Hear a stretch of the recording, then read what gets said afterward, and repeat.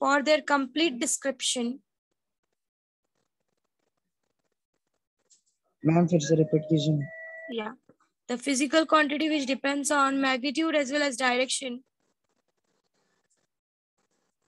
The physical quantity which depends on magnitude as well as direction.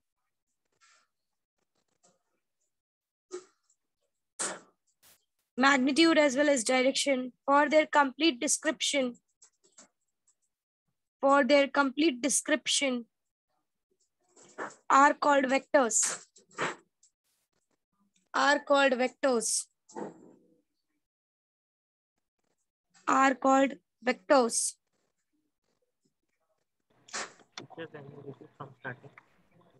सबने लिख लिया सबने या कोई पीछे रह गया? लिख लिया मैम. ठीक है आगे जाओ. मैं फिर से Example. एक बार रिपीट करूँ ना, क्या बोला आपने? ठीक है. डेफिनेशन रिपीट करो पायल. हाँ मैम. लिखो. Physical quantities which depends on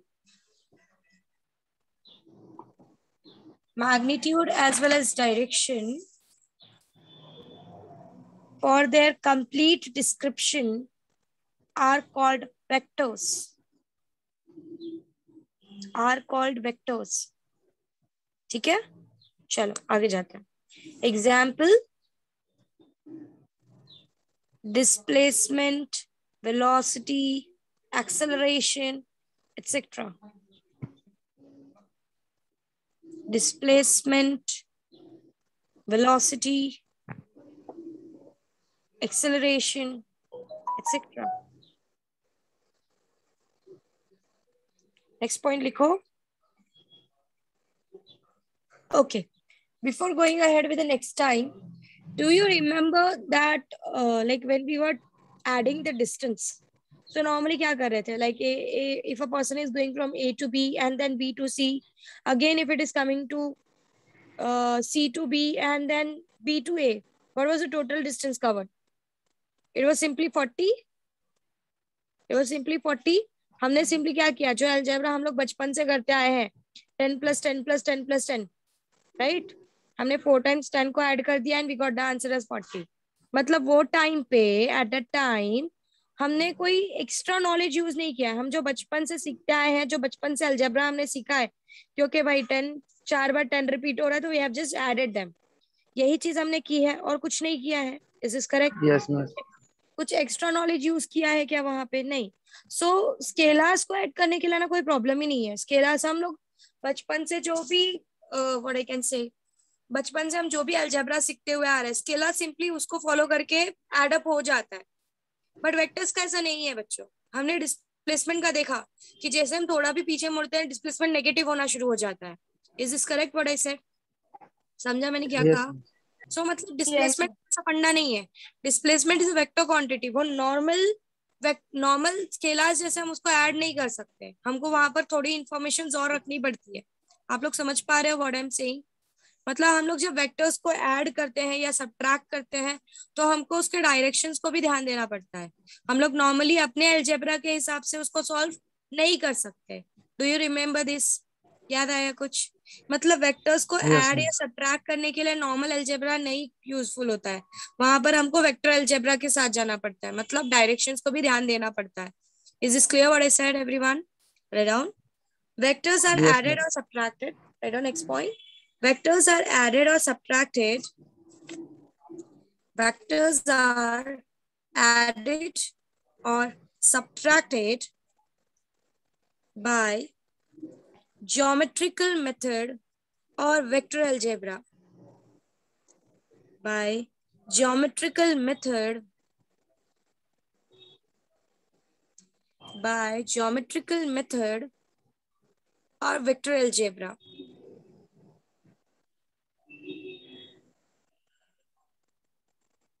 Done? Is this done? Yes, miss. Just look at the camera now.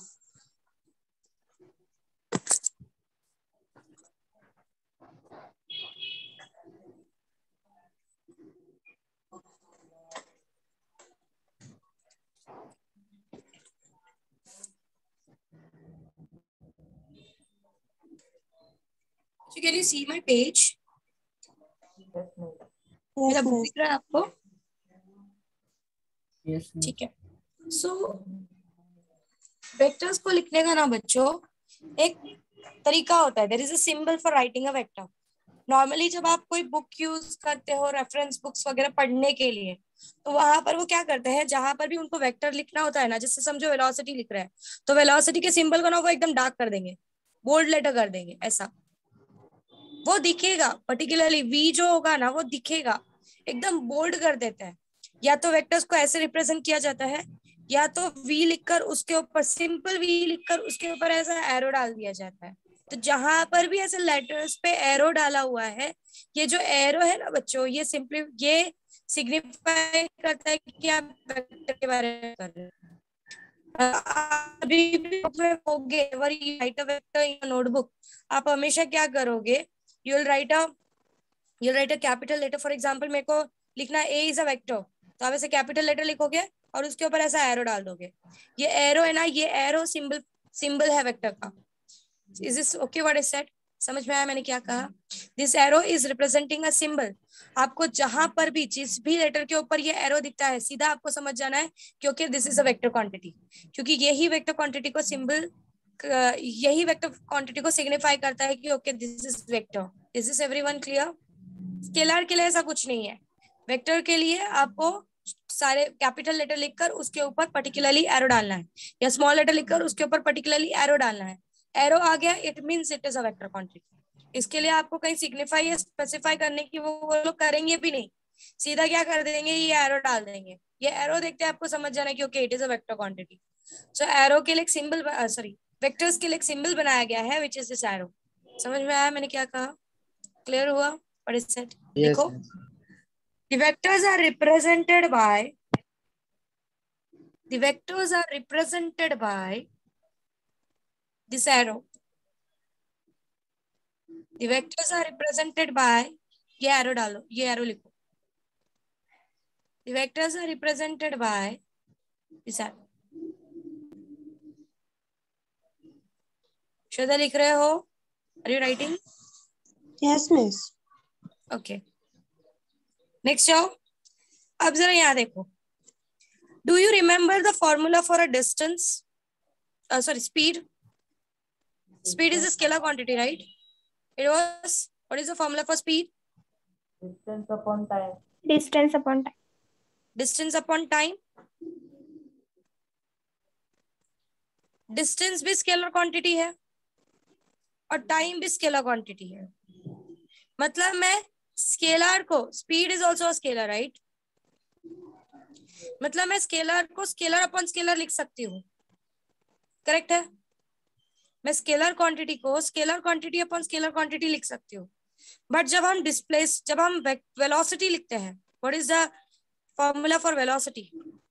It is displacement upon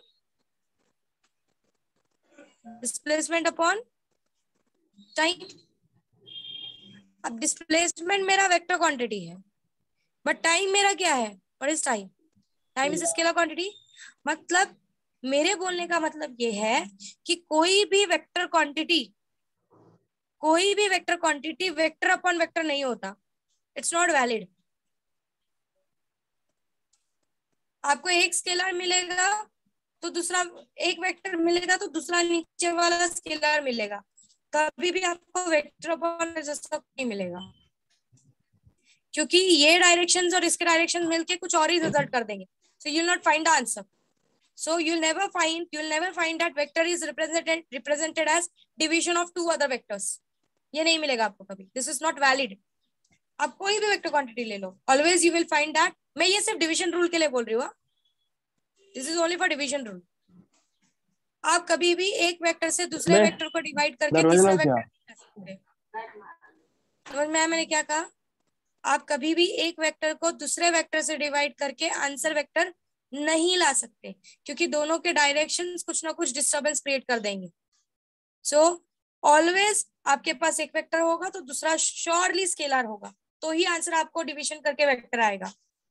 जैसे कि if I am writing acceleration is change in velocity upon time.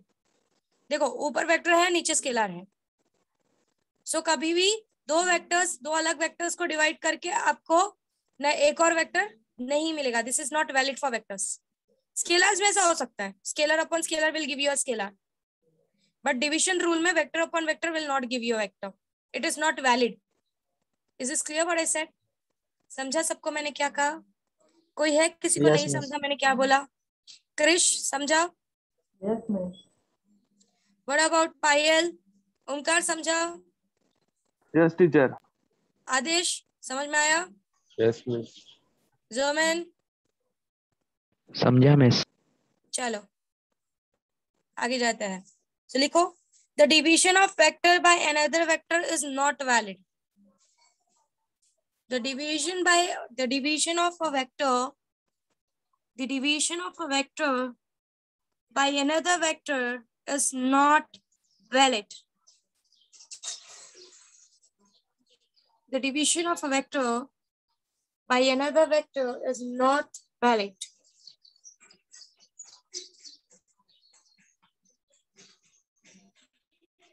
Means you'll never find the vector divided by vector will give you a vector. So this is not a valid division. ये invalid division. Okay. Now give the next heading as graphical representation.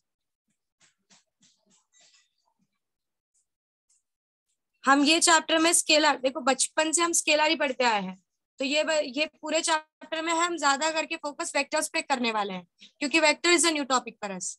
Scalar तो क्या, one Apple plus one Apple will give you 2 Apple, ये तो हम लोग बचपन से सीखते आए हैं ना, ये तो कुछ नया है नहीं. स्केलर क्वांटिटी मैग्नीट्यूड के साथ काम करना हमारे लिए बड़ी बात बचपन से सीख रहे हैं. मम्मी 1 + 1 = 2 हमको बचपन से सिखा रही है, तो नंबर्स के साथ मैग्नीट्यूड के साथ तो हमने बचपन से काम किया है. अब हमको डायरेक्शंस के साथ काम करना सीखना है. सो पूरा चैप्टर हम वेक्टर्स पे ही स्पेंड करने वाले हैं कि वेक्टर्स को ऐड कैसे किया जाता है, सब्ट्रैक्ट कैसे किया जाता है, मल्टीप्लाई कैसे किया जाता है, डिविजन्स उनके कैसे किए जाते हैं. So purely most of the chapter हम वेक्टर्स पे ही स्पेंड करने वाले हैं. Is this clear what I said? समझ में आ रहा है मैं क्या बोल रही हूँ? चलो, so give the heading as graphical representation of a vector quantity.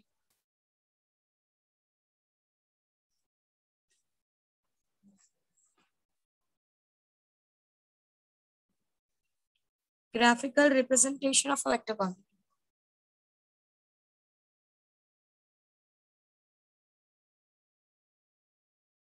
दे दिया हेडिंग? चलो आगे जाते हैं. ओके, लेट अस से, अभी मत लिखो.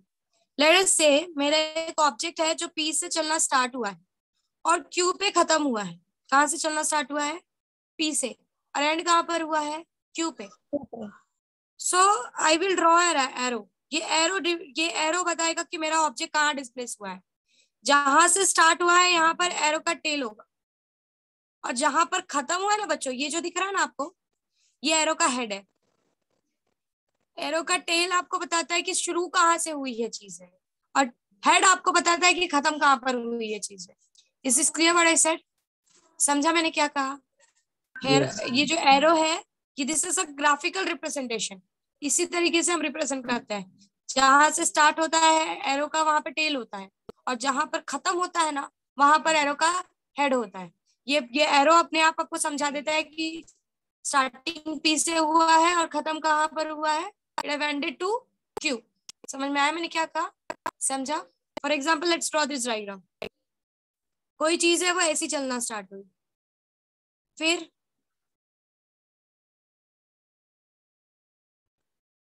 इसका मतलब क्या है?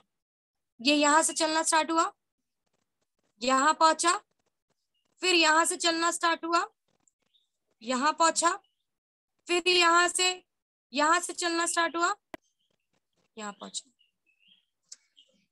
ये बताता है स्टार्टिंग यहां से हुई है, एंड यहां पर हुआ, फिर स्टार्टिंग यहां पर हुई, एंड यहां पर हुआ, फिर स्टार्टिंग यहां पर हुई, और एंड कहाँ हुआ? यहां पर. मतलब ये जो एरो है ना बच्चों, actually it should not go like this, ये ऐसा आएगा. सो फिलहाल इसको रहने दो, ये थोड़ा आगे जाके समझाऊं. ये समझा? ये रिजल्टेंट वाला कंडीशन है, ये रहने दो. ये समझा ए से स्टार्ट हुआ बी पे खत्म हुआ, बी से स्टार्ट हुआ सी पे खत्म हुआ। ये वाला पार्ट मैं आगे जाके समझाऊंगी, ये कुछ और रिप्रेजेंट करता है, तो अभी फिलहाल इसको रहने दो। यहाँ से स्टार्ट हुआ, यहाँ खत्म हुआ, यहाँ से स्टार्ट हुआ, यहाँ खत्म हुआ। Is this everyone clear with this? Yes, miss. Yes, miss. Arrow का this part represents the tail and this part represents the head. Start यहाँ चीजें यहाँ से स्टार्ट होती है और हेड पे खत्म होती है। समझ में आ गया? समझ में आ गया सबको? लिख लो P to Q लिख के ये बीच में एरो डाल दो। This is a graphical representation of vector quantity. और लिख दो P is getting displaced to Q. P is getting displaced to Q. P is getting, capital P लिखना, capital P is getting displaced to Q. P is getting displaced to Q.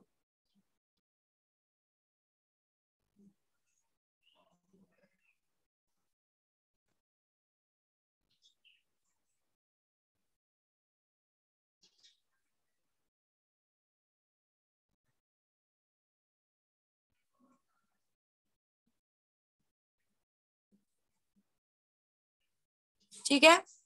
If the next heading is symbolical representation.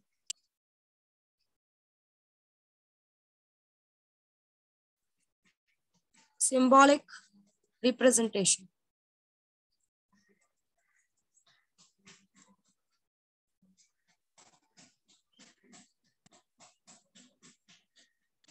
So basically जैसे कि मैंने अभी आपको ऊपर बताया कि आप कभी भी कोई वेक्टर लिखते हो तो आप सिंपली क्या करते हो, एक सिंगल लेटर लिखते हो और उसके ऊपर ऐसा एरो डाल देते हो। So this is symbolical representation of a vector. समझा? और अगर इसके मैग्नीट्यूड को लिखना है, ये आपकी वेक्टर क्वांटिटी हो गई। अगर वेक्टर क्वांटिटी के मैग्नीट्यूड मतलब उसके नंबर के बारे में बात करनी है, तो उसको हम कैसे लिखते हैं? आप वेक्टर लिखोगे एज इट इज और उसको मॉड के अंदर डाल दोगे। This is called as mod. ये जो दो दीवारें हैं ना, this is called as mod. You will write a vector और उसको मॉड के अंदर डाल दोगे, this will represent a magnitude. या फिर और सिर्फ ऐसा लिखोगे, या फिर और सिर्फ लेटर लिख दोगे। So this are the three ways of writing its magnitude. Vector को लिखते समय ऐसे लिखोगे, बट उसकी जब मैग्नीट्यूड को लिखोगे तो या तो वेक्टर लिखकर उसको मॉड के अंदर डाल दोगे, या तो सिंपली एरो नहीं भी डालोगे तो भी उसको मॉड के अंदर डाल दोगे, या सिंपली ऐसा अल्फाबेट से रिप्रेजेंट कर दोगे। सो मैग्नीट्यूड को लिखने का मतलब उसका जो वैल्यू है उसको लिखने का तरीका ये है, और उसके वेक्टर रिप्रेजेंटेशन को लिखने का तरीका ये है। Is this everyone clear? तो जहां पे भी मॉड दिख जाए समझ जाना कि हम मैग्नीट्यूड के बारे में डिस्कस कर रहे हैं, नंबर के बारे में डिस्कस कर रहे हैं। और अगर हमारे पास कहीं पर ऐसे अल्फाबेट लिखकर उसके ऊपर एरो है, मतलब हम वेक्टर के बारे में डिस्कस कर रहे हैं। समझ में आ रहा है मैंने क्या कहा? समझा? मॉड पे देखते ही आपको ये समझ जाना है कि we are going to talk about a number, we are going to talk about a magnitude. This is the representation of magnitude of a vector, and ये सिंपली वेक्टर रिप्रेजेंटेशन। ये है और ये वेक्टर है। Is this everyone clear what I said? Is this everyone clear what I said? लिख लो that A bar is symbolic representation में अगर लेटर लिख के ऐसे एरो डाला है तो इट्स अ वेक्टर, और अगर लेटर लिखकर एरो डालकर उसको मॉड में डाल दिया है, सिंपली ये मॉड अगर डाल दिया है या फिर सीधा सिर्फ ऐसा अल्फाबेट यूज कर दिया है तो समझ जाना कि मैग्नीट्यूड के बारे में डिस्कशन हो रहा है। हम मोस्ट ऑफ द टाइम इसको या फिर इसको यूज करेंगे, ये हम यूज नहीं करेंगे। Most of the time magnitude के बारे में बात करते वक्त हम इन सिंबल्स को यूज करेंगे, और वेक्टर्स लिखते वक्त तो हम यही सिंबल यूज करेंगे। सब लोग लिख के ले लो, ये सिंबॉलिक रिप्रेजेंटेशंस लिख लो। मिस ब्लर दिख रहा है। ब्लर दिख रहा है? अब ठीक है? Yes miss. हो जाए तो लेट मी नो। उसके बाद लिखना types of vectors. Give the heading is types of vectors.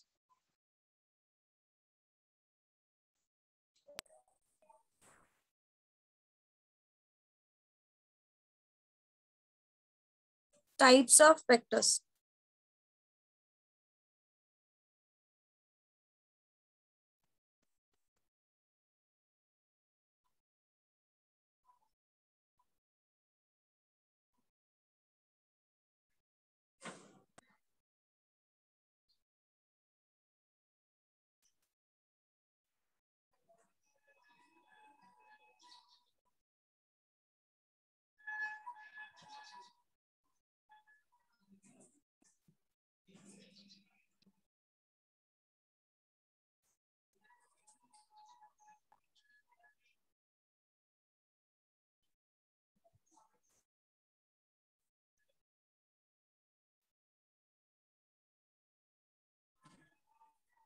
दिया सबने हेडिंग टाइप्स ऑफ वेक्टर्स। सबसे पहले लिखो जीरो वेक्टर। सबसे पहला टाइप लिखो zero vector.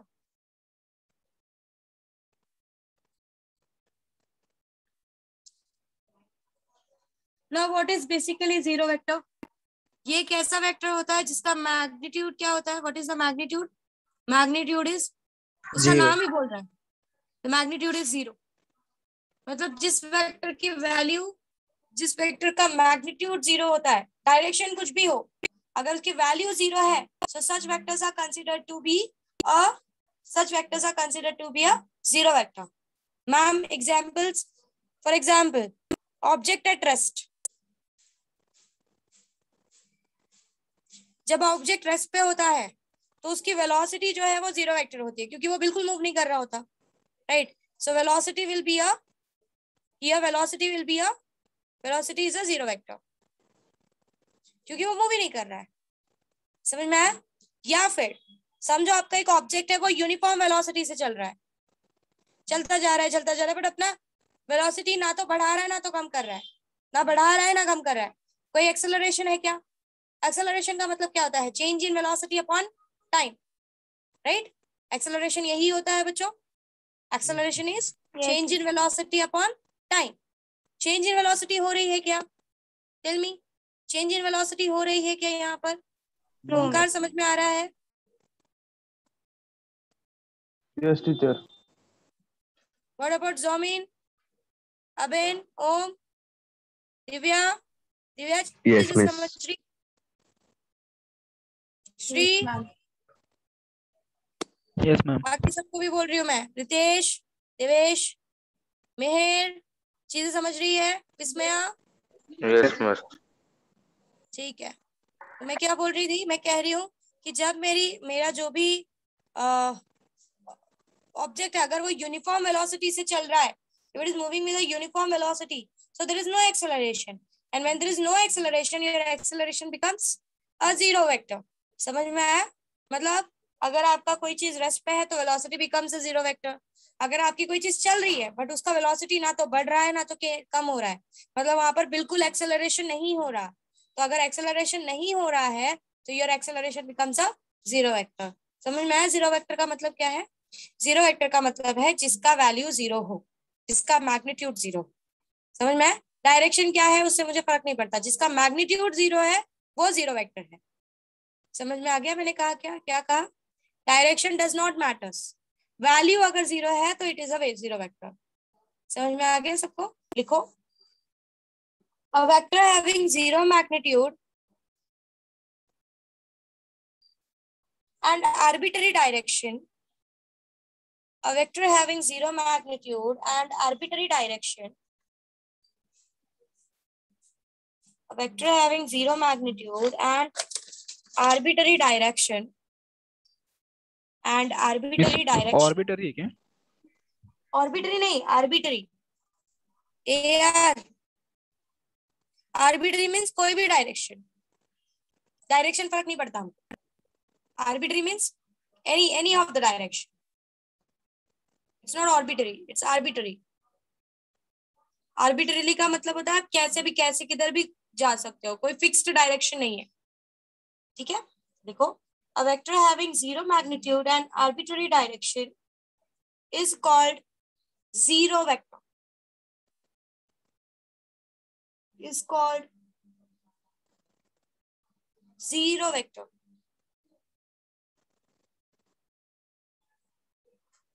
is called zero vector.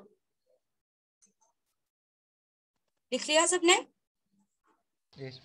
Yes, miss. Next लिखो, it is denoted by, it is denoted by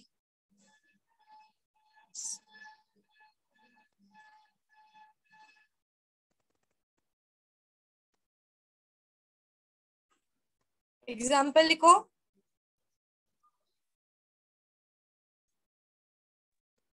object at rest, object at rest have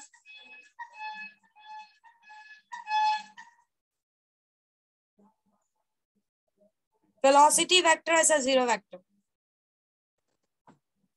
Object rest have velocity vector as a zero vector. Object at rest have velocity vector as a zero vector. Next लिखो.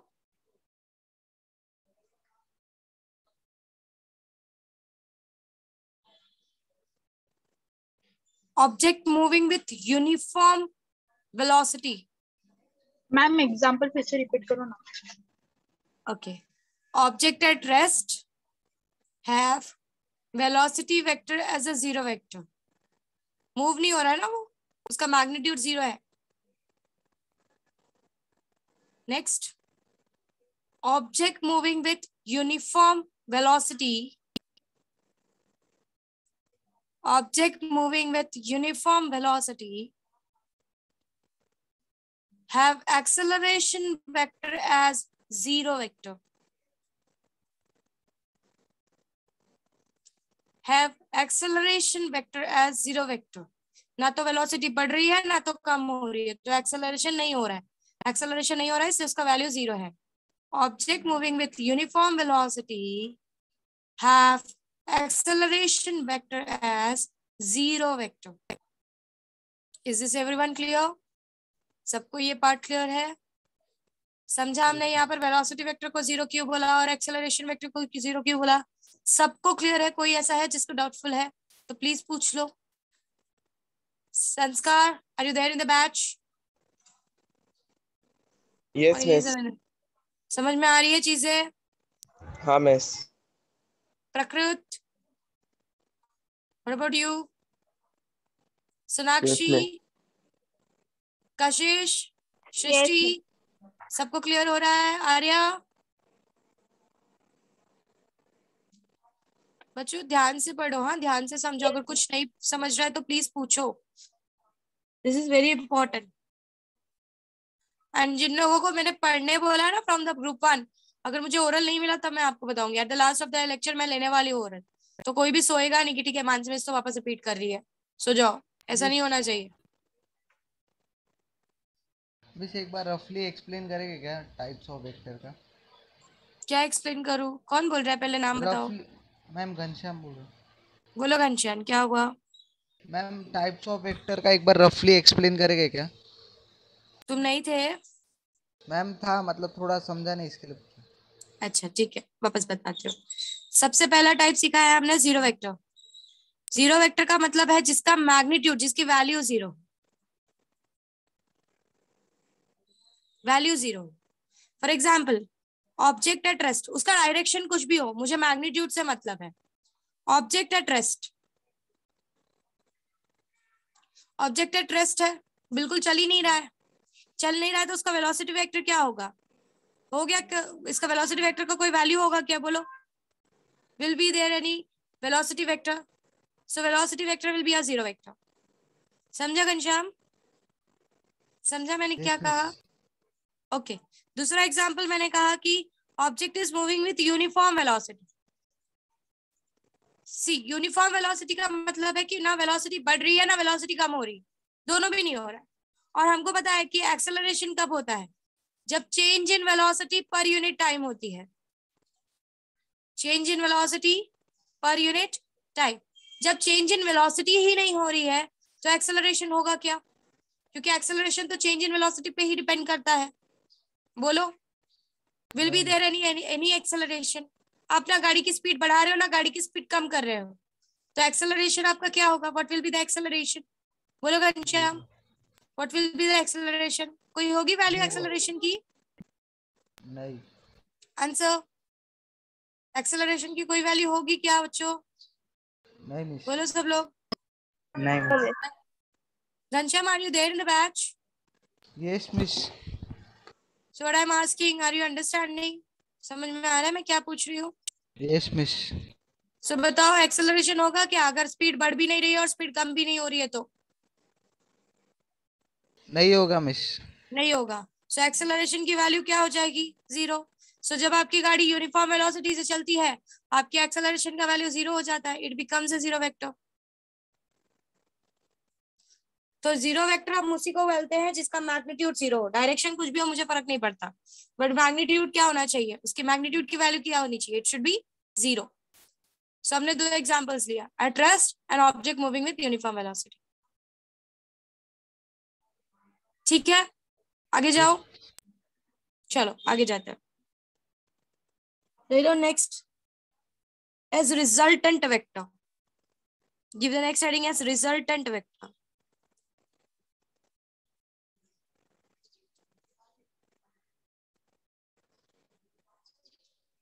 Resultant vector.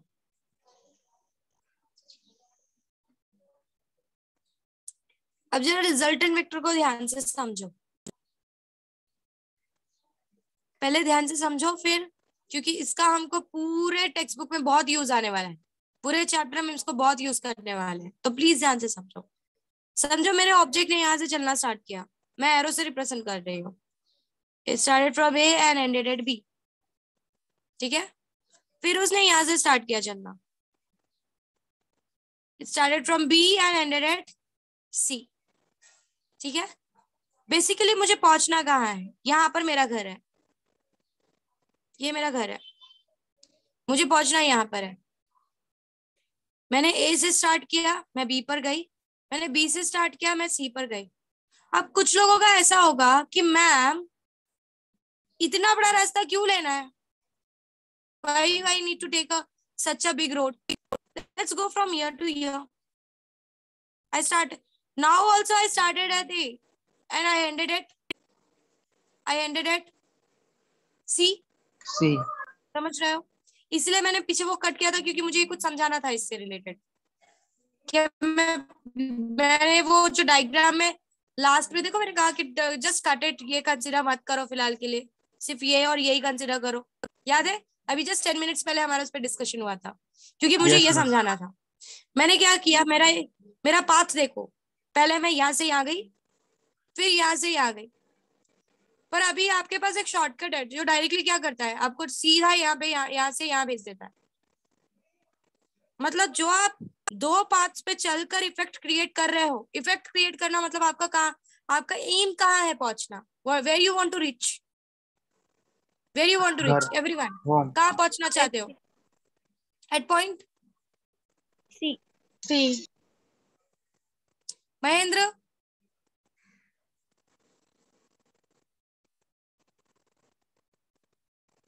Unmute कर खुद को। तू हर वक्त नीचे क्या कर रहा होता है, every time I see you, you are observing something downwards. क्या है नीचे, कैमरा नीचे टिल्ट करके दिखा जरा तो, क्या है वहां पे, जो आप लिख रहे थे वही लिख रहा था। क्यों लिख रहा है, मैं लिखवाती नहीं हूँ क्या बाद में, बस लिखना ही इम्पोर्टेंट है। तो एक काम करती हूँ ना, फिर मैं सिर्फ तू नोट से लिख लिया कर, सुनने की क्या जरूरत है, फिर मैं क्यों पढ़ा रही हूँ, फिर मैं पेज में क्यों लिखवा रही हूँ, मैं क्यों टाइम वेस्ट कर रही हूँ अपना। Every time you are observing something downwards. मैं मम्मी को बोलने वाली हूँ या पापा को, साथ में बैठो इसके, क्यों डांट खाने का काम करता है हमेशा, अच्छा लगता है क्या? आप लोग बड़े बच्चे हो रहे हो ना, आप लोग को डांटना अच्छा लगता है क्या? अभी आप लोग कॉलेज में जा रहे हो, आपको खुद स्मार्ट बनना चाहिए, साइंस के स्टूडेंट्स हो, नहीं सुनोगे तो कैसे समझेगा बच्चा। और सुनने के लिए मेरे पेज को देखना जरूरी है या अपने पेज को देखना जरूरी है। नेक्स्ट टाइम मैं पेरेंट्स को बुलाऊंगी, आप बार बार नीचे ऑब्जर्व करते हो, मुझे शक होता है कि आप कुछ और यूज कर रहे हो। See it can be, it may be I am wrong, हो सकता है मैं गलत हूँ, पर क्यों ऐसा करना है? आप मेरे पेज की तरफ देखो, मुझे सुनो, है ना। अपना पेज तो आपके पास ही रहने वाला है ना, लेक्चर के बाद भी देख सकते हो, राइट है कि नहीं महेंद्र? चलो ठीक है, कोई बात, नेक्स्ट टाइम ध्यान दो। So what I was saying, हम लोगों का सिंपल फंडा क्या है, हमको ए से सी पे पहुंचना है। तो पहला पार्ट मैंने जो कंसिडर किया वो कौन सा किया, मैं ए से बी जा रही हूँ, फिर बी से सी जा रही हूँ। तो आप लोगों ने बोला मैम इतना बड़ा पाथ क्यों लेना है, जहां आप इतना दूर चल के आप ये वाला डिस्टेंस कवर करोगे, फिर ये वाला डिस्टेंस कवर करोगे, फिर आप सी पे पहुंचोगे। इससे अच्छा एक काम करते हैं ना, हम डायरेक्टली ये वाला पाथ ले लेते हैं, ये तो छोटा पाथ है। मतलब जो चीजें, प्लीज ध्यान से सुनो, जो चीजें ये और ये डायरेक्शन को मिलाकर हमको मिलती, जहां पर हमको पहुंचना है, हम ये और ये डायरेक्शन को मिलाकर वहां पहुंचते, इस डायरेक्शन से हम डायरेक्टली वहीं पहुंच जा रहे हैं। सो जो इफेक्ट ये दोनों मिलके क्रिएट कर रहे हैं, वो अकेला इफेक्ट किसने क्रिएट कर दिया है? इसने क्रिएट कर दिया है। सो ऐसे वेक्टर्स को हम रिजल्टेंट वेक्टर्स बोलते हैं। सच वेक्टर्स, ये जो आप लोग जिसको आप शॉर्टकट बोलते हो ना, ये आपका रिजल्टेंट वेक्टर होता है। कि मैं यहां से यहां जाऊं, ये दोनों मिलकर मुझे जहां पहुंचाने वाले हैं, डायरेक्टली ये अकेला बंदा, ये अकेला सिंगल वेक्टर मुझे वहां पहुंचा देगा। ये मेरा शॉर्टकट है, और इसी शॉर्टकट को मैं रिजल्टेंट वेक्टर बोलती हूँ। कुछ समझे? कुछ समझे? Yes, miss. Yes miss. वहां पर ये दोनों रास्ते मिलकर मुझे यहाँ पहुंचाएंगे, ये अकेला सिंगल रास्ता मुझे यहाँ पहुंचा देगा। तो ये जो छोटा वाला सिंगल रास्ता है ना, ये जो छोटा वाला सिंगल रास्ता है, इसी को मैं रिजल्टेंट वेक्टर या इसी शॉर्टकट को मैं रिजल्टेंट वेक्टर के नाम से जानती हूँ। और हमारी पूरी कोशिश होती है कि किसी तरीके से ये हमको मिल जाए। मैम इसका यूज क्या है? ये आपके रास्ते बनाने के लिए यूज किया जाता है, आपको पता है? ये आपका जो रोड के जो आपके हाईवेज वगैरह बनाए जाते हैं ना, ये हमेशा इसका यूज किया जाता है। देखते हैं, अच्छा ठीक है, यहाँ से यहाँ ट्रेन ऐसे जा रही है, फिर ऐसे जा रही है, कहीं पर पॉसिबिलिटी है क्या जो डायरेक्ट ट्रेन ऐसे पहुंच जाए? देखो कितना बड़ा डिस्टेंस का कितना छोटा डिस्टेंस कवर हो रहा है। हमको ऐसे सुनने के लिए भी मिलता है, we will have a train जो 2 घंटे में पुणे पहुंचा दे, we will have a train जो 1 घंटे में पुणे पहुंचा दे। इसी शॉर्टकट को ढूंढते हैं वो लोग, इसी रिजल्टेंट वेक्टर को ढूंढते हैं वो लोग, कि कहीं से ये रिजल्टेंट वेक्टर मिल जाए।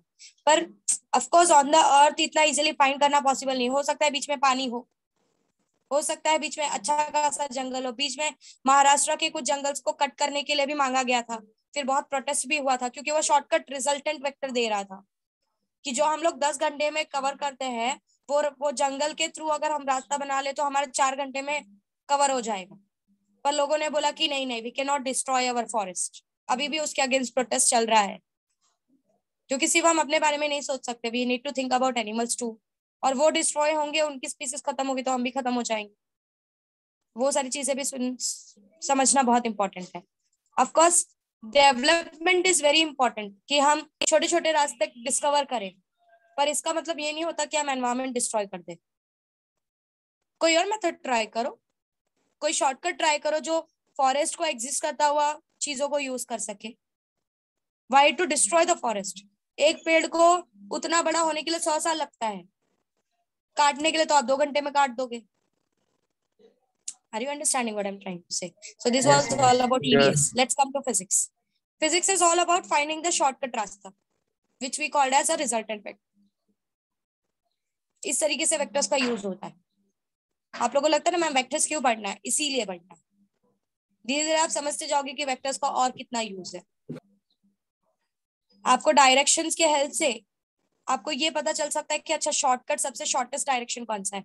यही शॉर्टेस्ट डायरेक्शंस आपके एरोप्लेन्स यूज करते हैं। एरोप्लेन्स पूरा वेक्टर्स पे काम करते हैं, पूरा। उनको शॉर्टेस्ट डायरेक्शंस दिया जाता है। इसीलिए आप जब ट्रेन से जाते हो तो आपको, if I am living in UP, of course हमको 24 आवर्स लगते हैं घर अपने गांव पहुंचने के लिए। बट वहीं पे when we go by aeroplane, most 3 to 4 hours में हम लोग अपने घर पे होते हैं, बिकॉज वी यूज शॉर्टकट्स। जो ट्रेन से आप ये कवर करोगे ना, एरोप्लेन आपको डायरेक्टली ये पाथ दिखा देगा, और उनको ऐसे लेजर्स से ये पाथ दिखाया जाता है। When you are a pilot, आप कुछ डायरेक्शन डिसाइड नहीं करते, वहां पर एक लेजर्स चल रहे होते हैं जो सिर्फ पायलट्स देख पाते हैं विद स्पेशल स्पेक्स, और उनको उसी लेजर के डायरेक्शन पे अपनी प्लेन को कंटिन्यूअसली चलाना होता है। That's all they have to do. और ऐसे शॉर्टकट्स यूज करते हैं वो लोग आपको पहुंचाने के लिए।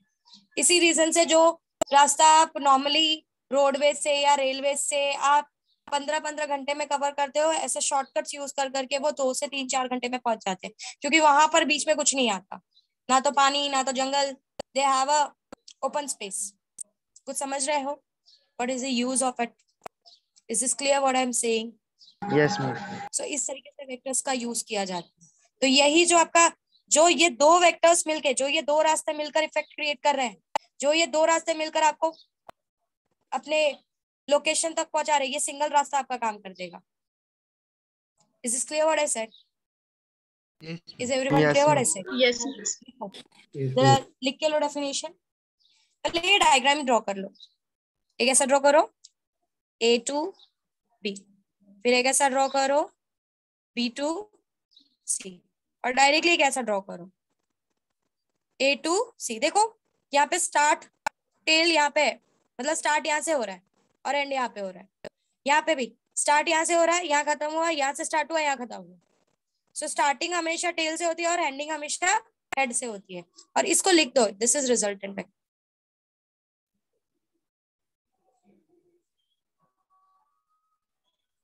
ये ड्रॉ कर लो, फिर मैं डेफिनेशन लिख पाती हूँ। हो जाए तो बता, लिखो। द रिजल्टेंट ऑफ टू और मोर vector, the resultant of two or more vector, the resultant of two or more vector is a vector of same magnitude. The resultant of two or more vector, the resultant of two or more vector is defined as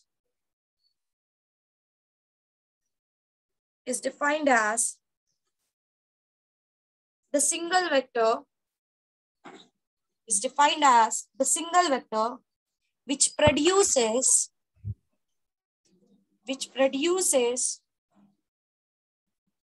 the same effect, which produces the same effect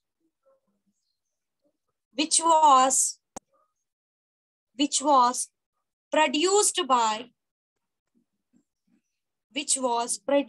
by all the vectors together। मतलब ये अकेला single vector होता है जो वो effect create करता है जो कि दो तीन वेक्टर्स ने मिलकर बनाया था। which was produced by all the vectors together, which was produced, yes, starting से एक बार रिपीट करो ना। देखो, the resultant of two or more vectors is defined as the single vector which produces the same effect which was produced by all the vectors together, which produces the same effect which was produced by all the vectors together, all the vectors together। मतलब जहां पर इन दोनों ने मिलकर जो effect produce किया था, ये सिंगल वेक्टर वही इफेक्ट क्रिएट कर देगा। ऐसे ही सिंगल वेक्टर को हम रिजल्टेंट वेक्टर के नाम से जानते हैं। सबको डेफिनेशन क्लियर हुआ? This are used for Yes, miss. Your yes teacher. एवियल जो चलते हैं, जैसे कि एरोप्लेन्स हो गए, रॉकेट्स हो गए, उनके डायरेक्शंस के लिए इसका यूज बहुत किया जाता है। ग्राउंड पे भी बहुत ट्राई किया जाता है। इसी वजह से अंडरग्राउंड मेट्रोस बनाई जा रही है कि चलो ऊपर तो पेड़ का प्रॉब्लम है, let's go to underground metros. वहां पे भी शॉर्टकट्स क्रिएट करने की कोशिश की जा रही है, but still we are not reaching to that particular point. अभी तक वहां तक पहुंचे नहीं। And that is the reason कि एरियल कंडीशन आराम से ये फॉलो हो जाता है। और इसी कंडीशन पे ऐसे ही रिजल्टेंट वेक्टर्स को यूज कर करके हम 10 घंटे के रास्ते को 5 घंटे 4 घंटे में कन्वर्ट कर पा रहे हैं by using aeroplanes and everything. समझ में आया everyone? Is it clear? Yes, miss. Let's go ahead with the third point, negative vectors. Give the next heading as negative vectors. Negative vectors.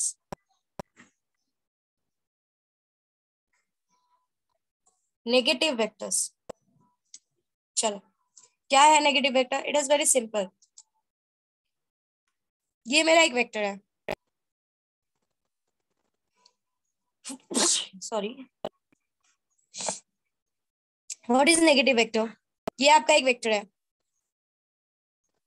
ठीक है, और ये आपका सेम मैग्नीट्यूड है इसका, बट इसका डायरेक्शन अपोजिट है। Just look at the arrows, ये ऐसा जा रहा है और ये ऐसा जा रहा है। मैग्नीट्यूड दोनों का सेम होगा, वैल्यू दोनों, अगर ये 5 है तो ये भी 5 ही होने वाला है, बट डायरेक्शन दोनों का क्या है, डायरेक्शन दोनों के अपोजिट है। दोनों कहाँ डायरेक्शन सेम है, ये ऐसा जा रहा है और ये ऐसा जा रहा है ना, मैंने कहा ना Yes, टेल से teacher. दिखता है और हेड पे खत्म करता है, तो टेल तो हमारे यहाँ पर है और उसका हेड यहाँ पर है, इसका टेल यहाँ पर है, इसका हेड यहाँ पर है, दोनों का डायरेक्शंस क्या है, what are the directions, directions Opposite है. अपोजिट है। सो जिन वेक्टर्स का मैग्नीट्यूड सेम होता है, जिन वेक्टर्स का मैग्नीट्यूड सेम है पर डायरेक्शन क्या है, अपोजिट है, ऐसे वेक्टर्स को हम नेगेटिव वेक्टर्स के नाम से जानते हैं। Such vectors are called as negative vectors. Means here B bar is minus of A bar. ये माइनस ये बताता है कि ये दोनों अपोजिट डायरेक्शन में है, that's all. उसका इतना ही मतलब है। ये माइनस ये बताता है कि भाई वैल्यू वाइज तो ये दोनों सेम है, ये 5 है, ये 5 मीटर चल रहा है तो ये भी 5 मीटर चल रहा है, पर ये ऐसे चल रहा है और ये ऐसे चल रहा है, ये अगर ऐसे जा रहा है तो ये ऐसे जा रहा है, ये माइनस साइन यही समझाता है। समझे सबको नेगेटिव वेक्टर्स क्या है, magnitude will be same, directions will be different. लिखो negative vector is a vector अच्छा negative vector is a vector मत लिखो, negative vector of a given vector, negative vector of a given vector, negative vector of a given vector is a vector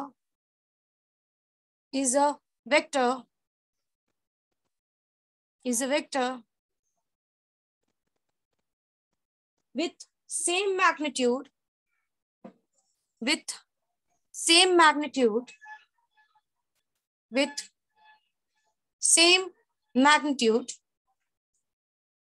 but opposite direction, with the same magnitude but opposite direction to the given vector.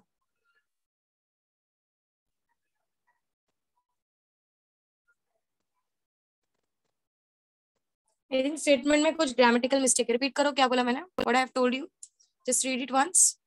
There is some grammatical mistake. Negative vector of a given vector is a vector with same magnitude but opposite direction to the given vector. Yes, then it is correct.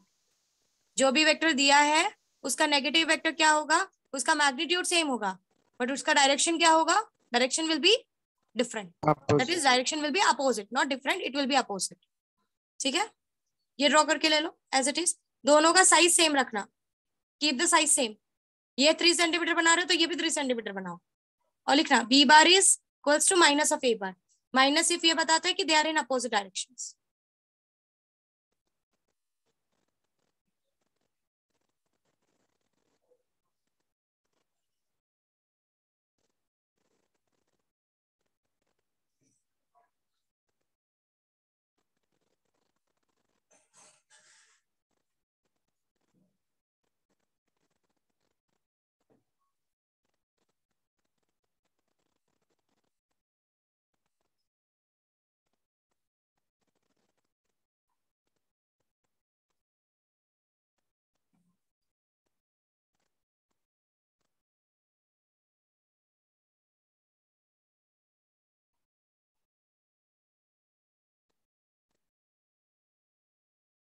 हो गया, give the last heading for today, equal vectors,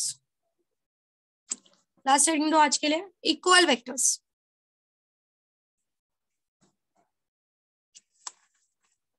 equal vectors ये तो सबसे easy है, direction भी same होना चाहिए और मैग्नीट्यूड भी सेम होना चाहिए, दोनों सेम होना चाहिए, समझे, यहाँ पर direction should be same and magnitude same, एकदम सेम, बिल्कुल चेंजेस नहीं चाहिए मुझे। दोनों लेफ्ट जा रहे हैं तो दोनों लेफ्ट जाएंगे, दोनों राइट जा रहे हैं तो दोनों राइट जाएंगे, दोनों ऊपर जा रहे हैं तो दोनों ऊपर जाएंगे, दोनों नीचे आ रहे हैं तो दोनों नीचे आएंगे। तो वेक्टर्स को तभी इक्वल बोला जाता है जब उसका मैग्नीट्यूड भी सेम हो, दैट इज नंबर भी सेम हो और डायरेक्शन भी same.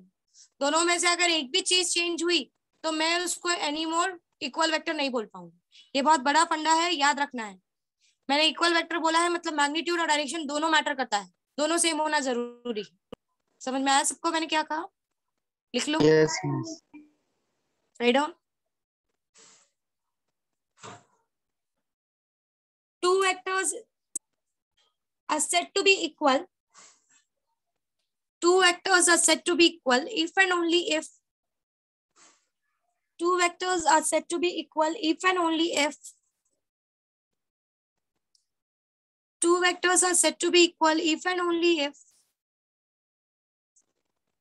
they have same magnitude and direction. Two vectors are said to be equal if and only if they have same magnitude and direction. They have same magnitude and Ma'am, direction. repeat कीजिए ना. Two vectors are said to be equal. Two vectors are said to be equal if and only if and only if they have same magnitude and direction. ये दोनों draw करके ये दोनों draw करो, दोनों का लेंथ सेम रखना, direction same रखना एंड फिर नीचे ये लिख के लो कि वेक्टर वाइज भी वो दोनों सेम होंगे और मैग्नीट्यूड वाइज भी वो दोनों सेम होंगे. इतना लिख के ले लो.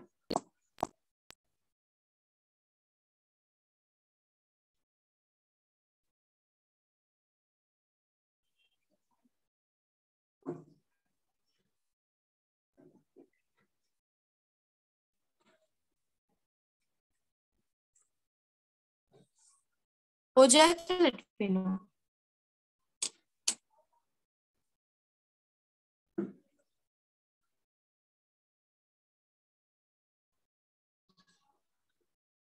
Done, ma'am.